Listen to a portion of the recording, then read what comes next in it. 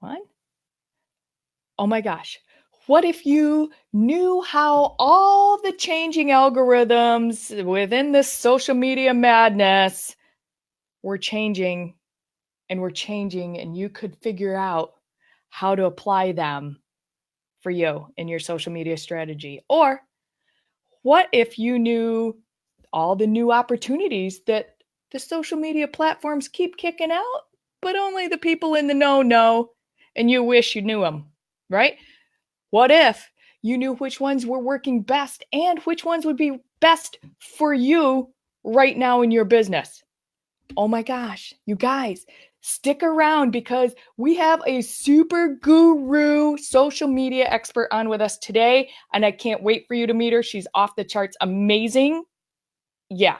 So you're at the Aaron Strayer Show. If you are not on the Aaron Strayer Show platform, there's a link right above you in the comments because we're kind of spread out there in a lot of different places. So if you are not on the Aaron Strayer Show, go ahead and click that link right above you. Come on over here. We can see you and see your comments and say hello to you, answer any questions that you might have during the show. So come on over here, say hi to us. Who am I? I'm Aaron Strayer, and recovering corporates and entrepreneurs hire me to get them beyond the basics of business because most of them are indecisive. They're held hostage by their own fear and flat out complacent. They're just fine with average. So I help them move past that. I don't know what's next. I can't do that. And man, how do I do that again? Clearly standing in their own way. So bottom line, I provide them executive level accountability so they and their business get the attention to detail that they deserve. This is the Aaron Strayer Show. We're all about uplifting and leveraging amazing female entrepreneurs who are out there in the world doing things just a little bit differently. And our guest today is not shy of being an amazing entrepreneur. She is, people hire her to get them real results on social media through effective strategy and content. Period. Bam. We're going to talk to Miss Rivka Hodgkinson. She's getting her little warning. She's, hi. Hi. Welcome to the show. I'm so excited to have you. Thank you so much for having me, Erin. I'm so excited to be here. Your entire reason to be on live in this world helping. Yeah, RJ's grabbing a notebook already. Yes, go grab a notebook, people. That is a Yes. huge, that's a pro tip. Go get one right now while we're talking about Rivka in her background because she's going to be dropping some major wheelbarrows full of nuggets today for you that you can massively apply into your life. So, Rivka, tell us about Yes, you. ma'am. What do you do? Who do you do? Yeah, so I have been doing the story I love to tell just to give people an idea of how long I've been doing social media is I originally started doing video. Hey, Christine. And like video marketing before YouTube existed, right? So like my first kind of business into the whole marketing thing was doing videos for like internal training videos, like stuff that they were going to send to customers and that kind of stuff. And we had a client and I was like, the specific business problems that you're having with your marketing, there's this brand new thing that you might not have heard of yet called Facebook that I think would be really good for you. And that was my first client. Funny enough, they're still a client of mine all these years later. And they are a cloth diaper service company, and I had a newborn at the time. And so my first client, I traded diapers for Facebook management and built up from there. So you want to talk about like the down and dirty of getting started, right? Like so far, I haven't found anybody else that started by trading diapers for their services. But that just goes to show. So Facebook has been around for what, 10, 11, 12 years, something like that, maybe? Yep. So you were with Facebook and figuring out the ins and outs of it from conception, and you did social media management before it was even cool. Yeah, I mean, nobody, like, it wasn't even a thing. Like, it wasn't a job title. It wasn't a thing that people even had on their radar at all. Right. And it's been great because, I've been able to just grow right along with the industry. I'm someone who is a firm believer in the importance of lifelong learning and, just educating yourself in as many different ways as possible. I'm a ravenous reader. And so it like prior to this, right, I always say I was the best worst employee because I always, was top in the company, whatever I did. And I'd worked in all kinds of different crazy jobs. Always excelling, but like a year into it, year and a half into it, I'd get bored. Like I'd be like, I've learned everything I can learn within this job. There's nowhere else for me to go unless I, go for 4 years and get a degree. And so then I just do something different. So, I worked in logistics and I worked in the medical industry and I worked as a waitress for the Greek mafia. Fun story, but and just like all of these random things. But the great thing is then when I started doing marketing strategy and business management for businesses, I already had that experience of, understanding what it was like to work on the inside, in accounting, in nonprofit, just across the spectrum, and say, okay, I understand your industry. I understand kind of the ins and outs here. Let's apply this to this brand new thing called social media. And I have not been bored for one single day since I started doing that. You will not get bored in social media because it changes literally every day. I can't tell you the number of times when I have literally woken up. Can you hear me okay? Uh-huh. When I literally have woken up and gone to a platform and like everything is totally different than when I went to bed the night before. And then it's like, okay, let me read everything and try everything and push all the buttons and see what everything does. So that I can then tell everybody else what they need to do. So. Right. And it's so funny because that happens way more than most of us, one, are aware of. You guys that are in the industry, and that's your job to keep on top of that and to track those things and, the tech side of making a business work, right? I know one of the topics that we wanted to talk about were those changing algorithms and how those are like what's new and how is that helping and how do we track those and how do we become aware of them and yeah, so like what's new? What's new in the Well, one of the things, and I've been teaching this to my clients for years, that's really helpful when you think about understanding social media, how to be successful there, is to understand the platform itself. How are they making money and who is their customer, right? Who are they trying to serve? Because all of these algorithm updates are ultimately going to lead back to them trying to improve their service to their core customer. For example, Google, which in a lot, Google Plus now is bye-bye, so sad. Right. I blame the social media industry for killing Google Plus. I really do, because it was a great platform that it was like, I felt like instantaneously, as soon as it came on, every social media person was just like, I can't tell you the number of articles I read over the period of years that Google Plus is dead. Now it's dead. Now it's really dead, right? And our industry kind of killed it because we just told everybody not to use it. So I blame us for that because Google Plus actually was a really unique concept and I was sad to see it go. But Google's a great example, right? When you're talking about things like search engine optimization and people will try to game the system, and people often will ask me as a social media manager, well, what about SEO? And SEO is important and SEO is great and absolutely has its place, but when it comes to what I do, it's like a lot of your social media is about your content, or about your SEO is about your content, right?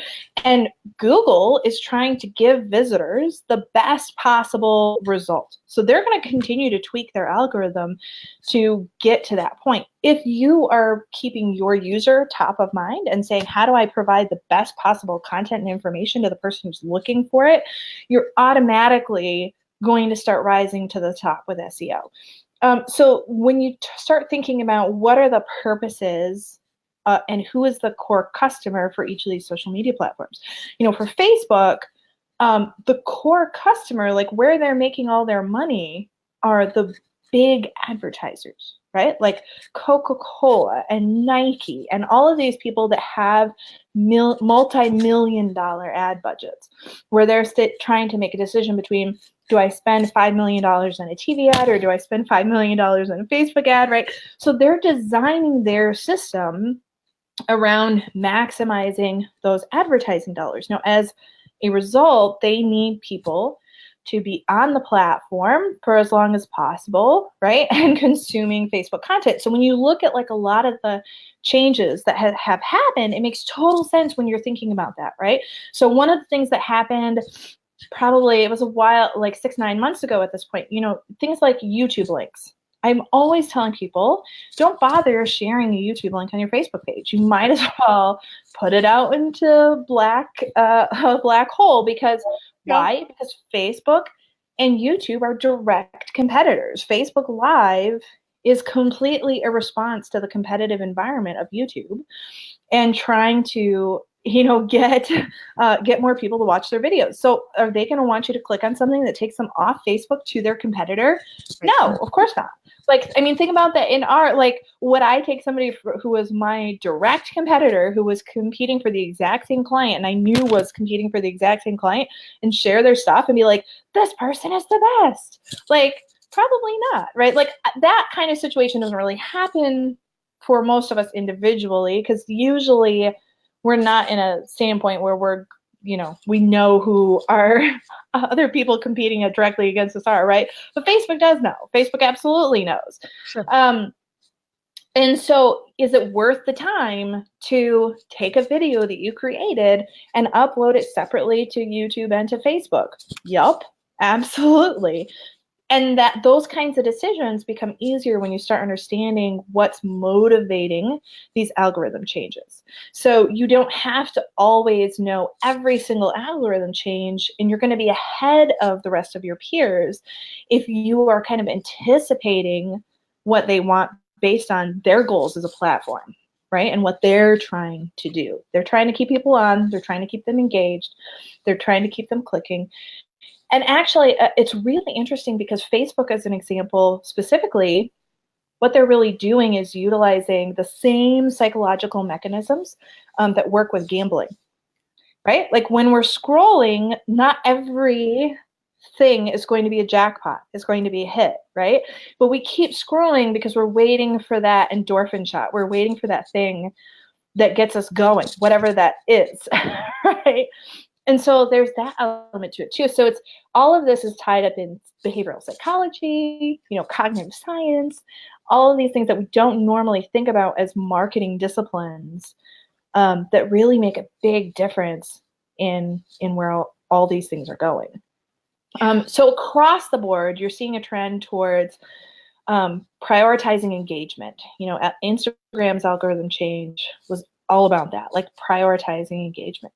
Facebook, for sure, prioritizing engagement. And even with Twitter, which for a long time was not an algorithmic feed, it was just a chronological feed, now is an algorithmic feed. And there's also that engagement piece to it. So you have to be thinking about not just what do I want to share with people, but what will get people to respond to me. So we have to think more conversationally, rather than saying, I did a thing and posting something, thinking in the same linguistic terms as we would in a conversation back and forth between two people. Yeah. And I know that's one of the big things that when you're consulting with people, because I've had this experience with you, when you're consulting with people, you absolutely teach them that it's all about, and you're such a huge component of this, I just really want to push that forward too, is forming those relationships and actually having a conversation instead of just vomiting stuff out, right? Yes. Just put content out there to actually engage your people in a conversation and make it a back and forth and a back and forth. Yeah. Mm-hmm. Well, and there's some really specific things that once we switch on, here's the number one thing. Like, if you take nothing away from this whole session and you remember this one thing and start implementing it, you are going to start seeing a shift and a change in how people respond. And I tell people, not just in social media, but in your emails, in your conversations, okay? we automatically shut down conversation without even realizing we're doing it by using a period instead of a question mark. Ah. So there's such a big difference between sending an email and saying, let me know if you have any questions, period, and sending an email and saying, what questions do you still have that I can answer for you, question mark. It's the same exact piece of communication. It's the same exact piece of communication, but we're inviting response. We're sending that social signal that we're not just trying to close the communication loop. We're actually trying to keep the communication loop going. And people respond to a question mark very specifically because we've been trained to respond to a question mark as something that invites a response. Yeah. When you're setting up a phone call, or instead of saying, let me know what times work for you, or period, saying, does this time work for you? Or, is this day a good day for you? Question mark, right? When you're posting on social media, you should be doing this as well, right? Instead of just saying something like, here's my new pie recipe, saying, here's my new pie recipe. I love how the crust turned out on this. What's your favorite part of the pie? Are you more of a crust person or a filling person? Question mark, right? Like, you're sharing the exact same thing, but you're engaging them. And also, you'll notice that the common theme between all of these things is there is a clear answer. There's a clear response, one way or another, right? Like, you're not going on social media and saying, doing the Freudian person on a couch thing and saying, how do you feel about your mother? Right? Like, no, like, nobody, trust me, you don't want to ask me how I feel about my mother. Like, it's not going to be a good conversation. And I'm certainly not going to post on social media where my mother is probably going to see it, right? So you want to make sure that the parameters, right? Like, this is delving almost into like data analysis and machine learning, because that's how these algorithms are doing too, right? Like, we've talked about algorithms. I'm actually working on talking about being a lifelong learner.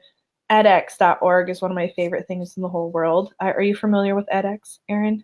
ED? So edx.org. Uh-huh. So basically, Harvard and Stanford and Yale and a bunch of other universities all got together and said, we want to make a Ivy League education available for free to anyone around the world. So they make a subsection of their coursework available online. It's not available anytime. It's just like any other college class where it has a start date and an end date. There's like tests and stuff that as you go through, you can audit the course for free, or you can get a certificate for like usually $40 or $50 if you want something to hang on the wall that say you completed this thing at Harvard, which is cool, right? But so I'm doing one on machine learning and data sets with R. I know nothing about computer coding. I'm just doing this to broaden my thinking. And this is one of those things, right? Is that when you're looking at data and you're looking at teaching machines, you have to have a defined data set, right? You can't just have it like the infinite possibilities, or you're not going to get the responses you want. The thing is, we as human beings are the same way. If you don't have a defined data set that you're asking them a question about, if it's too infinite, like our brains, just like a robot brain is like, cannot compute. Like, our brains can't compute either. We're just like, I don't know what you want. I don't know what you're looking for me. Yeah, and we don't give you any answer at all, do we? Exactly. So like, yes or no questions are really great. Things like, I asked a question one day, just kind of testing like different types of questions on my personal feed, and I was like, what's your favorite cookie? Like, what is your... Now, here's where this all ties together. Like, I literally, everybody who responded, like, I made a note of privately in my own like Excel spreadsheet, because I really love to bake. It's something that I enjoy using as a relationship building tool. Well, now, like, about 100 of my friends, I know what their favorite type of cookie is. So if I'm like ever gonna bake cookies, they might get some in the mail from you. Exactly. It has happened. Like, I went to a conference one time where I literally stayed up the whole night before my flight, like baking cookies for like the 15 or so speakers that I either knew or had met once or twice, or that I really admired, and just like baked them cookies and put a little note and said thank you for everything you do, and I really appreciate you, and sought them out at the conference. Like, and I know we're kind of jumping all over the place here, but that's, that's an example of relationship building, because Sure. I wasn't going up to them and being like, can I take a selfie with you? Right. Or can you give me advice on my business? Yeah. It was just like, hey, I really appreciate you and everything you do, and here's some cookies. Bye, see you later. And that is the relationship building of it. And it is, it does have something to do with, I mean, clearly you connected with them on social media. Clearly you've been following them. Clearly, right? So it's not just here I paid Susie Homemaker and I baked you some cookies. No, you actually, right? Like, you had an online relationship with them, and they've touched you in some way, shape, or form, to the point that you felt compelled to bake them cookies and take them, instead of, hey, can you give me some advice on my business? Or, here, let me take a selfie with you, just like you said, right? Yeah. Like, I mean, it's taken it that step farther, and it's really making that relationship of it, and it's collecting data, like going back to your cookie survey, and it is being relationship wise there, because that all plays in, again, back to the topic and that algorithm, and how Facebook and their different social media platforms all respond, and how you get people to respond, so that you can have a measurable and some data to work with at the bottom line. And you guys, seriously, like, if you ever have a meeting with Rivka, she will blow you away with the amount of data and the line of questioning that she brings forward to you about your business and the direction that you're wanting to go. It really blows your mind. It's so strategic with how she delivers. It's it really makes you think about business in a new, different, better, coming at it from another angle, in ways that you've probably never thought about your business before. And I'm not joking, because she did it to me. And Thank you. it's really, and I'm just gonna keep oohing on you for a little bit here. It really is very, very eye-opening when you have somebody that comes into a meeting prepared, instead of showing up at the meeting and says, oh, tell me about what you got going on. No, she asked for information ahead of time. She did her research. She came into the meeting prepared to not waste her time or our time. Like, total blew me out of the water with how she was set up, and then the direction of the business conversation around what we were looking to bring her on board for. And seriously, like, I can't even stress enough how important somebody like you, with your knowledge and your expertise and your string of accomplishments that are behind you, which you don't even drop anywhere except for in private conversations. Like, in the people in the accolades that are behind you, it's really quite amazing. And like, we are coming up hard on our time. I want you to tell people, like, what we could clearly, maybe this gets to happen 2 or 3 more times, but tell people what you got going on, how they can find you. There's some questions in here that you get to loop around to when we're done and answer, because there's one specific about hashtags in here that I know want to get your attention. But what how do people find you? Let's tell people what that looks like. I mean, I know what a meeting. So I'm pretty easy to find. I'm just like, if you look for Meet Rivka, pretty much anywhere, you'll find me. So that's my website, meetrivka, meetrivka.com, or also, on LinkedIn or on Twitter or on wherever. Just look for Meet Rivka and you'll probably find me. It'll become very clear that I use some platforms more than others, and I use some for different things.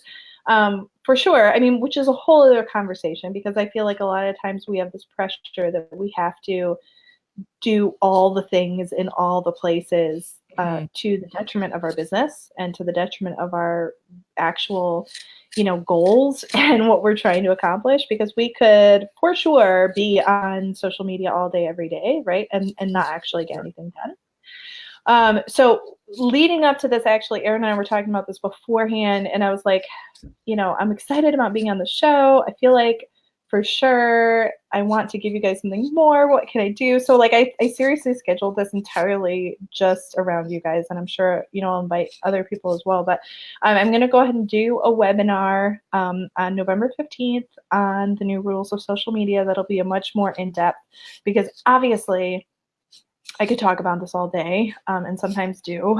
And so we're going to go into a ton of additional things. Any questions that we don't get to here for whatever reason, Erin, let me know, and I can incorporate those in as well, as I'm preparing that webinar. But just go to meetrivka.com, and there's a place where you can register for that webinar.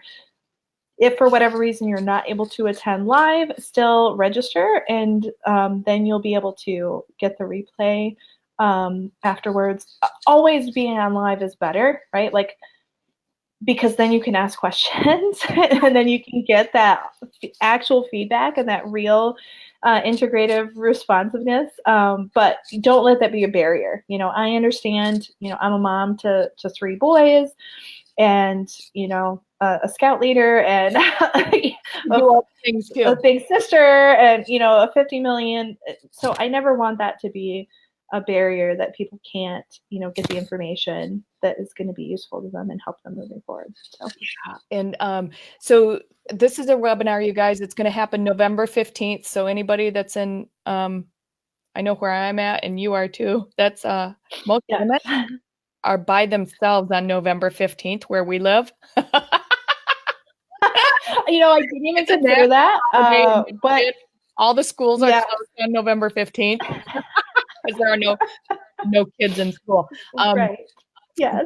It's really, really, you guys, I can't stress enough how much information Rivka packed into a 1-hour business meeting, with myself and Jen Weatherly, for our Illustrious Ones directory that we have. And like, seriously, I can't even imagine how over delivering the webinar is going to be and forthcoming, and then like what that looks like rolling forward to actually implement Rivka into your business model and to like really excel your business.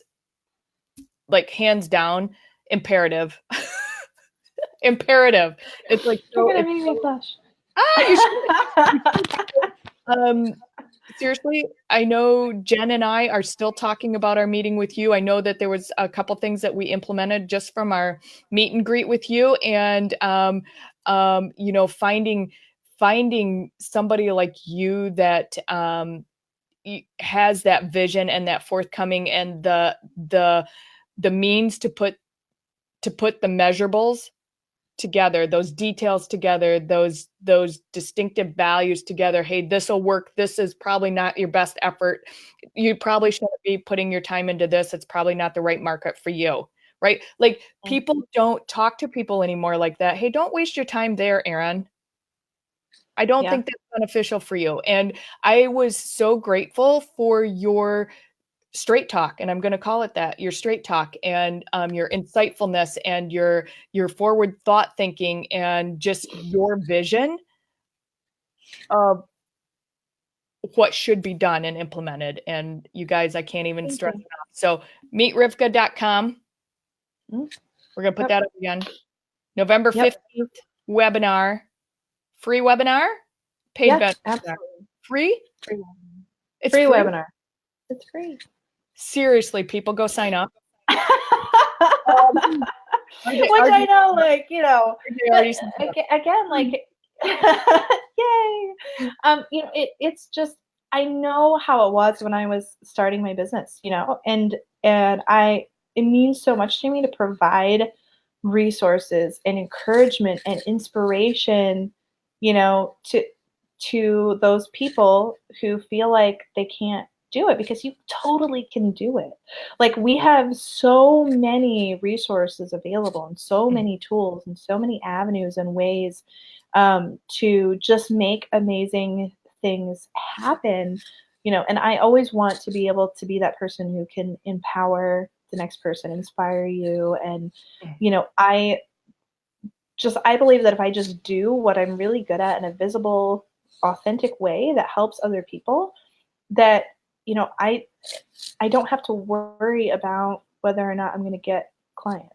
Like, that's just been my experience. It's the rest of those pieces come. Now, that doesn't mean that you undervalue yourself. That doesn't mean that you there's a whole lot more to it than that. But the reality is, am so grateful and thankful for my life and where everything is at, that I am always happy to give back when I can. And this is totally a thing I can do for you. So yeah, it's a free webinar. Just come sign up and hang out with me for an hour. Yeah. And I'll pack as much stuff as I possibly can into 60 minutes and give you some things to do.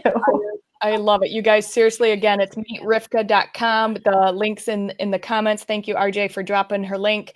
If you guys have questions that we didn't cover today with Rivka, drop them in the feed below. Please share this with your people, your tribe. Let them know about Rivka's free webinar on the new rules of social media and taking that to the next level, and really, really amping up your game.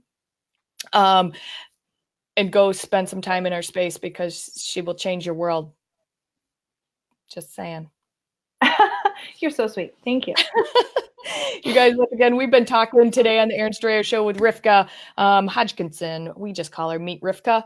And this is where we talk about all kinds of things that need to be talked about. We pull the things out from under the rug that get shoved under there, and we bring them front and center here on the Aaron Strayer Show. And we talk to amazing women that are out there doing things just a little bit different and shaking things up. So thank you so much for being live with us. We really appreciate you and what you bring to the table, and for being an amazing female on the face of this earth. Thank you so much. You guys, thanks for being with us here today. We are live every Tuesday and Thursday at 1 p.m. Eastern Time. If you want reminders to the show, just write live in the comments below, LIVE. We'll make sure to give you a little heads up before we're on the air. And we'll see you right back here soon. Thanks again, Rivka. Bye, everybody.